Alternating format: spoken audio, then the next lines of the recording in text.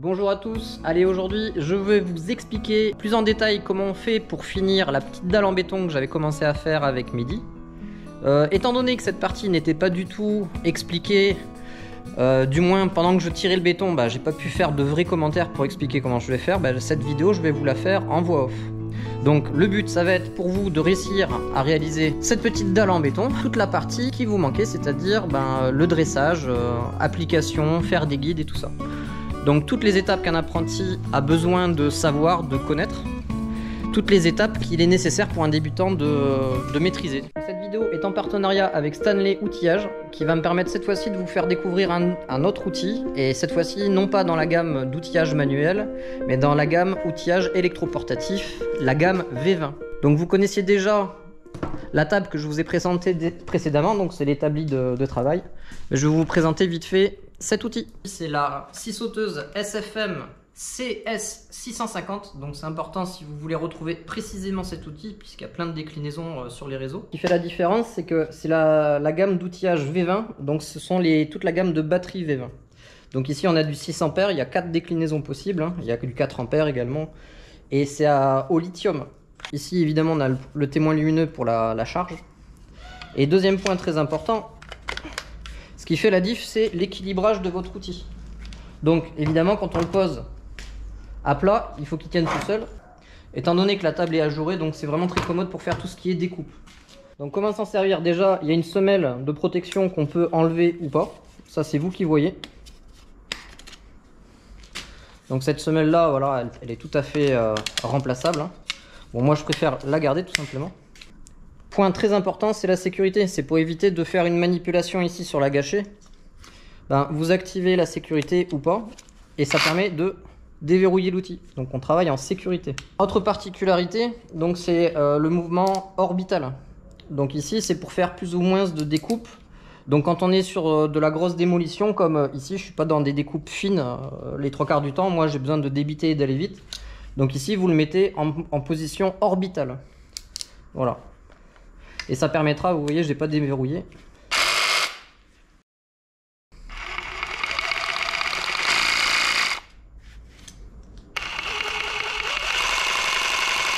Autre point très important, le témoin lumineux. Et c'est surtout que en fonctionnement, ça va souffler en fait. Donc ça va dégager les copeaux de bois. Donc quand vous allez vous en servir, c'est très intéressant. Il y a un souffle qui est réalisé, donc du coup ça va vous dégager tous les copeaux de bois.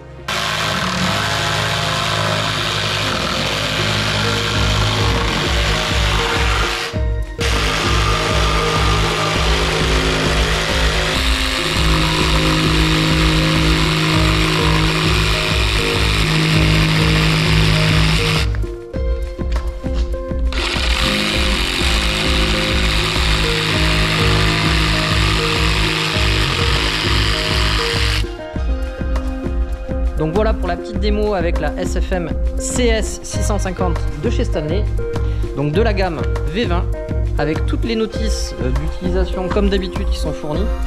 N'oubliez pas, donc c'est la grande particularité, c'est que les batteries sont toutes compatibles et ils ont toute une gamme, donc je vous mettrai un lien en description pour voir toute la gamme V20 disponible. Bon alors premier petit point sur la partie 1 que j'ai publiée dernièrement, pour ceux qui l'ont vu.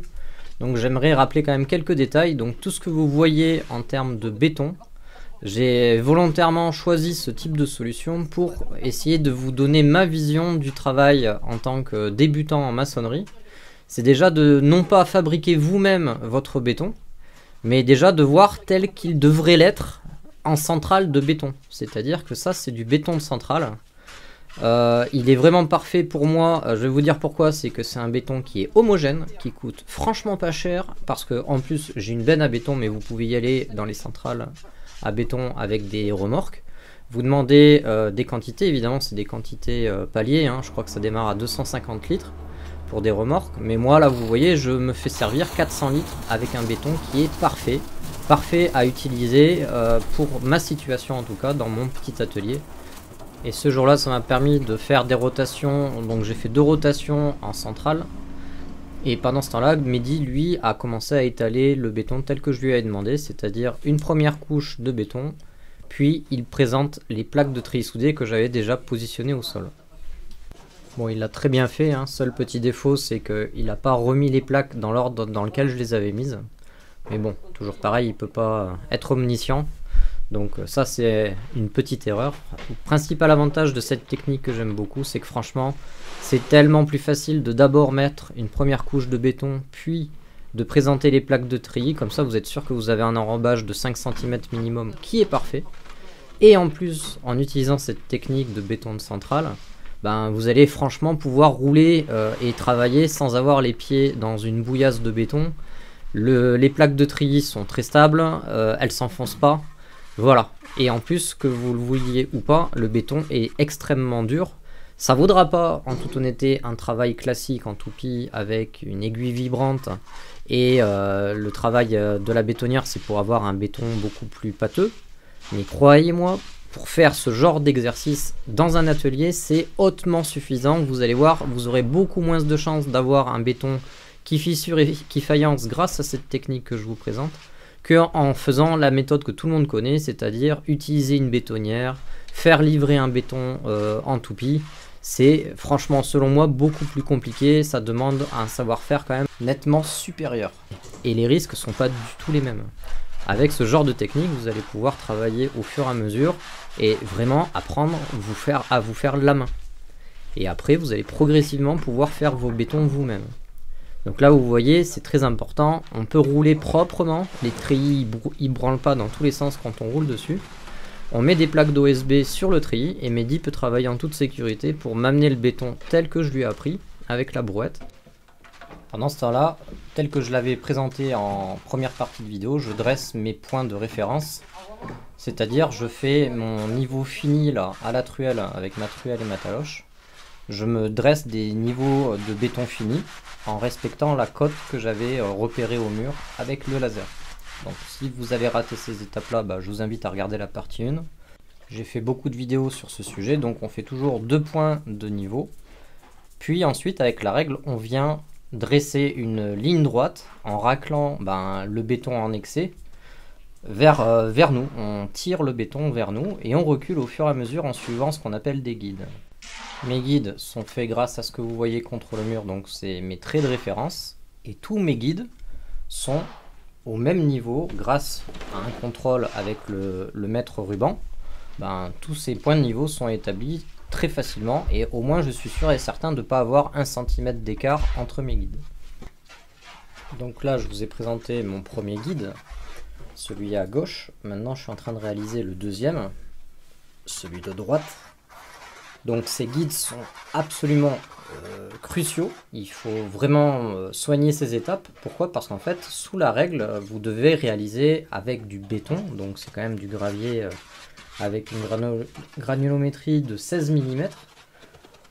Par chez vous, ça pourra peut-être varier, c'est plutôt 16-22 mm.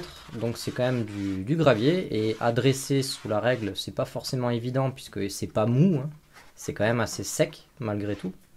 Donc le plus important, c'est surtout de prendre le temps de bien écraser votre béton pendant qu'il est encore humide. Et là, vous le voyez, pour avoir un guide qui soit le plus plat possible et sans trou, c'est très important d'y donner un coup de taloche. Donc j'utilise une taloche qui est quand même assez large. Ça me permet de bien boucher les trous. Et là, vous le voyez, j'ai pu contrôler juste avant avec le mètre ma hauteur. Ce sera toujours la même d'un point opposé à l'autre de ma dalle. Je me sers de mes traits de référence pour pouvoir réaliser ma dalle de niveau. Là, je recontrôle une dernière petite fois mes guides. Donc c'est ok. Évidemment, pendant ce temps-là, ce que vous voyez pas, c'est que je contrôle aussi ce que fait Mehdi. Il m'apporte le matos, il m'apporte le béton. Je m'assure qu'il nettoie le camion, la benne du camion. Donc c'est pour ça qu'on ne voit pas Mehdi. Et c'est pour ça que j'ai pas eu le temps de commenter en direct. Donc là, mes 2 guides principaux sont faits. Il n'y a plus qu'à dresser donc à la règle tout le béton en excès au milieu. Et là, vous voyez, c'est très important ce que je vous montre. Ça peut paraître un détail vraiment ridicule, mais surtout protégez vos genoux. Donc la position accroupie, je vous la déconseille fortement. Évidemment que tous les plus vieux maçons risquent un petit peu de bondir de leur siège, mais en étant tout à fait honnête, la position accroupie, c'est ce qu'il y a de plus mauvais quand même pour votre dos quand on travaille dans le bâtiment. Vous allez forcer énormément et travailler sur les genoux, donc sur un styrodure, c'est une chute de styrodure au maximum pour soulager les genoux, c'est vraiment le top. Vous allez pouvoir forcer à la règle parce qu'en plus c'est un béton qui est très raide quand même. À tirer, heureusement que là il n'y a que 9 mètres carrés à tirer, mais si vous faisiez 100 mètres carrés, je vous assure qu'à la fin de la journée vous êtes flingué. Et là on voit bien qu'une fois tiré, c'est vraiment ce type de béton qui est parfait pour faire une belle finition talochée. C'est impossible, enfin à moins que vous rajoutiez de l'eau dedans, c'est impossible que vous fassiez des flaques sur votre surface de béton. Voilà, donc là je taloche au fur et à mesure, je fais des bandes d'à peu près 40 cm, 50 cm, puis je taloche et je recule. Donc autre détail très important, on se rend bien compte que j'arrive sur la fin. Bon, la contrepartie, vous allez vite la découvrir d'utiliser ce genre de technique avec du béton de centrale, c'est-à-dire que j'ai pas fait de stock de gravier pour éventuellement si j'ai des manques de béton, donc évidemment il ne faut pas se rater. Et vous allez comprendre qu'il en manquait légèrement, mais encore une fois c'était tout à fait anticipé. Par contre, le point vraiment le plus important, c'est que vous constaterez que j'avais pas mis de coffrage. C'est-à-dire que finalement, la livraison, déchargement du béton, elle a été vraiment très rapide. Et je voulais pas sacrifier de planches de coffrage ou autre pour ce genre de travail. J'avais un petit bout de styrodure qui allait très bien. Et pourquoi j'ai utilisé ça? Parce que tout simplement j'ai dû couper quoi, peut-être une bande de 5 ou 10 cm de styrodure pour pouvoir simplement plaquer mon coffrage. Encore une fois, aucun problème pour ça. Pourquoi je me lance pas dans un coffrage hautement technique? C'est-à-dire que là on est sur un béton qui est extrêmement ferme, c'est-à-dire que déjà toute la partie de gauche que j'ai déjà dressée, elle se tient toute seule, il n'y a aucune pression, aucune poussée du béton contre mon coffrage, à part, et vous allez le voir quand je vais commencer à vouloir le serrer, c'est-à-dire là je suis en train d'écraser la truelle, là on ne le voit pas forcément, mais ça fait des petits efforts de contrainte sur le coffrage. Et s'il y a des contraintes sur le coffrage, forcément il faut faire ce qu'on appelle un blindage de coffrage. Donc mettre du poids à l'opposé de là où se trouve le béton pour éviter que ça dégueule ou que ça s'ouvre légèrement. Donc moi pourquoi j'ai remouillé vite fait mon béton, c'est tout simplement pour garantir une arête bien rigide, bien dure. Parce que quand il est un peu trop ferme le béton, il a tendance aussi à être un peu plus fragile. Donc là sur les arêtes, étant donné qu'il y aura du passage, je préfère simplement garantir un béton tel qu'il devrait l'être si vous voulez. Je préfère vous le dire. Donc là on voit vraiment que tout semble propre et très bien, hein, mais honnêtement il me manquait l'équivalent de allez peut-être 30 ou 40 litres grand max de béton. C'est-à-dire que ça arrive, je sais pas pourquoi, en plus j'ai pas fait de reste, peut-être que je me suis légèrement raté sur mes calculs de volume, on parle quand même de litres.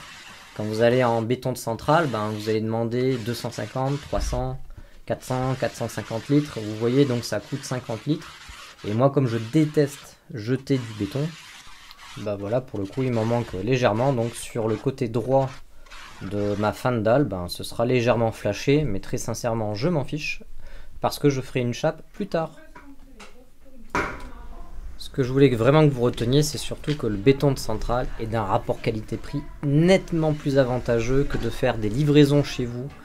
Voilà, c'était les points les plus importants que je voulais aborder aujourd'hui. Voilà la dalle en béton une fois sèche. Donc là on est le lendemain après-midi, tout simplement. On avait fini, il était quoi? Il était 5h, 18h je crois, de tirer ce bordel. Et là c'est déjà sec. Enfin c'est déjà sec. C'est sec depuis un moment. Donc là on voit, on s'est pas lancé dans une finition de malade. Il y a forcément niveau planéité, c'est pas un vrai billard, mais c'est amplement suffisant.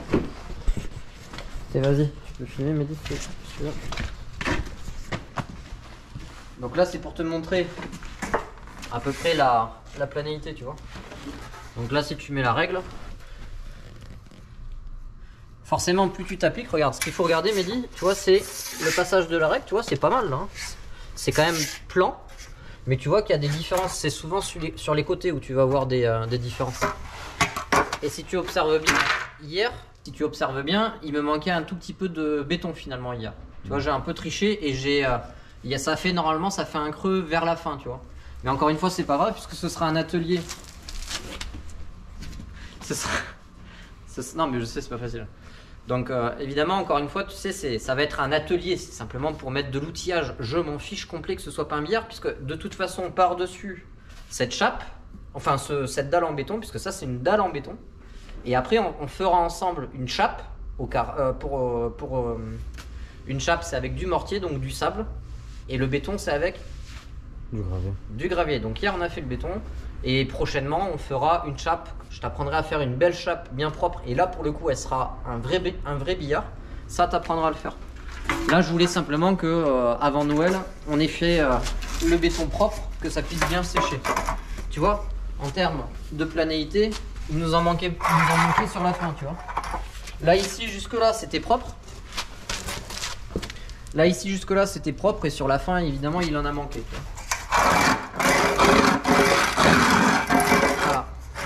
Donc moi, tout ce qui m'intéresse, c'est d'avoir quelque chose qui soit lisse, sans trou, du moins lisse. Tu vois, c'est ça là, cet aspect un peu lisse, fermé. Il n'est pas poreux comme hier, comme on a commencé à dresser, tu vois. Donc là, le plus important, c'est ce qu'on a fait, c'est une finition talochée brute. Voilà. C'est-à-dire que pour nettoyer, c'est très bien, tu vois. Pour nettoyer le sol, ça ira largement. Là, tu vois, regarde. À la règle, c'est là où on a commencé. Ça, c'est plus que correct, tu vois. Ça, c'est plus que correct. Pour une dalle en béton, c'est largement bon, tu vois. Il n'y a pas de gros écarts de béton. C'est le plus important. Vite et bien. Et après, si tu veux un vrai billard, il faut y passer plus de temps, d'accord? Après, il faut vérifier dans les diagonales. C'est là où tu vois si le maçon est bon pour tirer à la règle, tu vois. En diagonale, ça trahit pas. Hein. Regarde, d'un point à un autre, de là à là, tu vois qu'il n'y a pas un gros écart. Ouais. Voilà. Sous la règle de 2 mètres, tu peux aller à facilement 5 mm. Hein. Pour une dalle en béton, 5 mm, c'est de reste, hein, tu vois. C'est que dalle. Ça marche? Donc ça, c'est juste un détail pour te dire, Mehdi, que quand on tire une dalle en béton, à part si c'est un béton fini, c'est très rare qu'on te demande une finition de dingue. Parce qu'il ne faut pas croire, un béton, c'est rarement, très rarement un billard. C'est quasiment impossible. Pour avoir un vrai billard, il faut vraiment être équipé, ou alors il faut faire des chapes pour recevoir du carrelage, tu vois, avec du mortier fin, parce que c'est beaucoup plus facile de passer dans les millimètres de précision, tu vois. Là, on en est au décoffrage. Donc, coffrage simple, hein, comme j'ai montré hier, tu l'as vu, hein. Je me sers souvent des palettes ou autres pour faire des coffrages rapides et provisoires. Ça m'a pris 2 minutes pour couper mon polystyrène. Mon styro dur pour le couper et faire un coffrage. Et ce qu'il y a de bien, c'est que je pourrais forcément réutiliser mon styro dur. Donc ça, c'était les morceaux qu'on va amener en déchetterie, puisque vraiment là pour le coup, il n'y en aura plus besoin, c'est beaucoup trop gros. Un coffrage rapide, sans pointe, sans rien du tout, ça va très bien. Et on va voir la finition.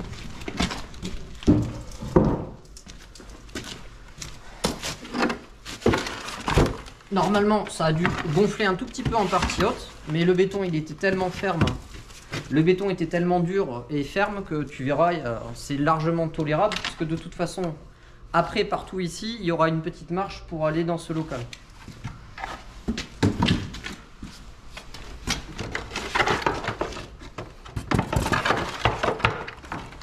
Donc là, regarde, hop. Un coffrage va t'éviter de l'éclater. S'il est bien fait, ça va vraiment se décoffrer tout seul, tu vois.